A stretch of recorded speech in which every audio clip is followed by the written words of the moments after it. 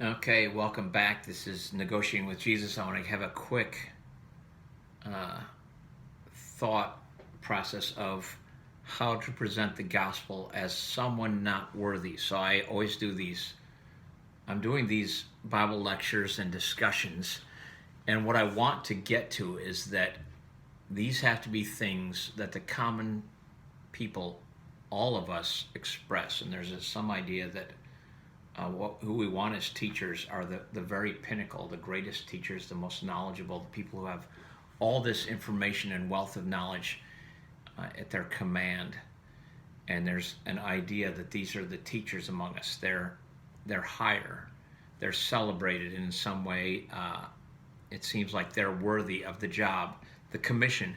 What I want to get to is, as someone who's delivering this gospel, as someone who's been commissioned, is that I not only have to be able to tell the story and tell it pretty well, I also have to have the appearance of someone who's just like my audience.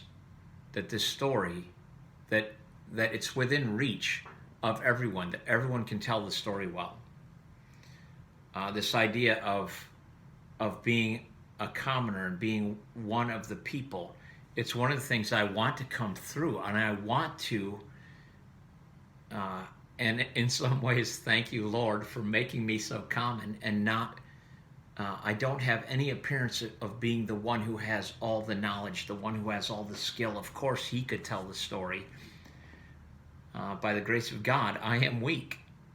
And through me being weak, I think God's grace, God's power is given more preeminence. So one of the things that I notice about my life is that I don't have the great gifts and talents that one would think would be needed for somebody to be a comedian or to stand on a stage and tell the story of the gospel or to present something that's so important, that's so life-changing, and presented in such a powerful way that people would come and say, and sit at my feet and say, well, I didn't know it was, the story was that good. What I want to do is kind of reverse the narrative to, I'm following a couple people that are fascinating to me. Paul Vanderklay, who's watching Jordan Peterson, and Paul is just a wealth of knowledge. And Peterson talks about this hierarchy, and we talk about our climb to the top of the mountain. And we want to get this great perspective and be this heroic figure who's made it to the top and now sees clearly. It's like the Buddha or like Jesus. When you get to the top, boy, you have something to tell then. I kind of want to flip the narrative and say, and I always think of the pyramids because the great kings of Egypt, King Tut or whoever made the great pyramids, whichever Egyptian ruler that was, had a great role in the vision of creating this pyramid. And we would consider like the king to be the mover of men and children and women who gave their lives to build this incredible pyramid. What I want to say is that all the worthy work in the world is done by the people who get no credit. All these workers and slaves bring blocks in, and they drag themselves forward, and they do this heavy lifting, and they do all the building. And we always give credit to the directors and the movers and the shakers. And in some sense, what I want to do is empower those who don't seem to have any role or any power, and yet have done all the work that this beautiful symbol, this pyramid, this ancient pyramid, it wasn't made. I suspect that the king didn't lift one stone, that all of it was done by regular people. And I want to tell you that the message of the gospel, all the work's done by regular people. And the people who are great at speaking aren't at all involved in the lifting of rocks. What I want to represent is that you can give this message because it doesn't take superior knowledge. It just takes a little bit of boldness to tell the story. So the last thing I'm going to mention is practicing telling a joke, because the key to the gospel to me is just that you have to be able to make a relationship with somebody and deliver this message in a way that is appealing. The gospel's the most powerful story there is. But I want to relate it to telling a joke. If you tell a joke, what you're doing is you bring somebody into your world. You have to tell a joke pretty quickly. You have to rehearse it. You have to know the story. You have to understand where it's going. And then it has to be a surprise. It has to have a surprise in it. Jokes are very easy to understand, and we love someone who can tell a joke. So I practice humor all the time. It's all I do. And in some way, it diminishes my power because I seem to be a goof-off. And I'm not a goof-off. I'm somebody who wants to figure out how to make relationships that cost me but don't cost the other. If you can be a joke teller, it's going to cost you something. It's going to cost credibility. You're not going to be this serious king-like figure who commands men and armies. You're going to be someone who's like the jester, the court jester. You're going to be looking, people are going to look at you like you're wearing a silly costume. You're a joke teller. What a great profession. And yet, there's something about it that people are drawn to telling jokes. So you tell a joke and you drop someone into a story. If you were telling a joke about golf, you would tell a joke and you would, you have to lay out, and they have to understand what golf is. So golf is that game where you have a long stick and it has a little club on the end, or a little paddle, and you swing it, and you hit a little ball, and the ball is tiny, and it's round, and it's hard. It's a really hard ball, and you want to whack it good, but you don't want it to whack you good because the stinking thing would hurt. That's why they shout, "Look out, 4!" And I don't know why it became 4, but look out, because there's a ball coming, and you don't want that thing to hit you. So golf, when you're telling a joke, people have to understand what golf is. They have to understand what you're dropping them into. So you have a couple seconds to say, do you know what golf is? It's that game with the stick, with the paddle, the ball. You knock it into a cup. So, and then, you tell the story, and then you tell, you have to kind of direct where the story's going, because golf, you have to wear certain clothing, and you want those shoes with little spikes in the bottom so you don't slip when you're railing on that ball. You don't want to slip.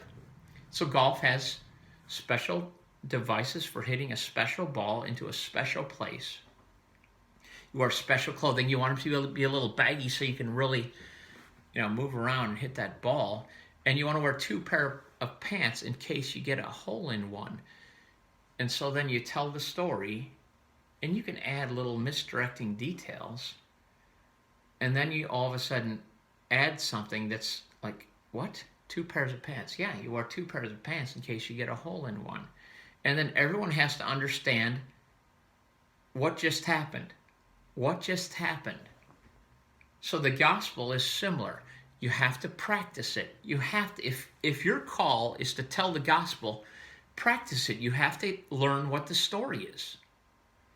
So you have to practice it in some way. So find the story about Jesus that particularly strikes you and practice telling it. And you have to tell it to somebody who may reject you. When you tell a joke, you're talking to somebody who's going to, by all accounts, can reject you and not laugh. If you tell jokes and the audience is crickets, it's pretty uncomfortable for you. It's uncomfortable for everybody. So you take a chance, you take a risk. If you can tell a joke, you're taking a risk. If you can tell the gospel, you're taking a risk. You practice it. You figure out, what is this story you're dropping them into? Why does it matter? And what's the surprise? What's the rescue? What's the delight at the end? So I'm just trying to figure things out. So negotiating with Jesus is really about, what do we have to do as common folk, not as the great studied, learned people, because all the work is going to be done by the people who are just lifting one stone at a time, reaching out to everyone that you come in contact with. You're doing all the work among all the people. These great educated college theologians or whoever they are, they're doing work. But if they're at the pinnacle, they can only reach a small audience. And I don't think they're superstars where millions of people are subscribing and listening to them like a big pop star, the most famous pop star you can think of. That millions of people are listening over and over to the message. The greatest theologian may have 1 million subscribers, but it's very few that are listening over and over to this message. I loved you and rejected me, whatever song, some Taylor Swift or somebody is singing, that the fans are listening to the message and it's going out to an audience, and it's a simple message. I want to say that you can be a superstar not by becoming the very pinnacle, but by carrying a few stones and doing this enormous job. And it's at no benefit to you. You'll get no credit, but that's where all the work is done. So you, laborer in the field, you have to know how to tell the story, how to tell a joke. A joke is the greatest practice of all. It's this quick connection that just is a delight to the receiver. Learn to tell a good joke, some little joke that you enjoy. Tell it. Figure out how to do it quickly in a simple format that you just give a gift. And then find your Bible story that you can learn to tell over and over, and learn to tell it well, that you can give a story that doesn't have a lot of investment on the other side, but you're going to deliver a rock in this pyramid. This great cloud of witnesses is going to be built stone by stone by us average folks just reaching out to the other lost. The lost are reaching the lost. Don't worry about getting a great one of the great seats in the banquet. Take the lowly seat. Let the king say later, "Oh no, I want to give you a better seat. You did good work." At this point, take a low seat and reach the low folks who are, around you with some simple story, and practice it. Lord knows we need to practice it. The church is struggling because the church isn't practicing this thing. You have to practice with the people around you, and you have to be willing to face rejection. That's what Jesus is saying. You have to be willing to go and to die. Face rejection. In this little way, tell a little story today. Figure out what you can practice. What can you practice sharing with others at the cost only to you, not to them. This is, to me, one of the goals that I want to get across. So thanks for listening. Like and subscribe. This is Negotiating with Jesus. I'm Tom. I'm trying to figure things out. Join me again another time. Thanks.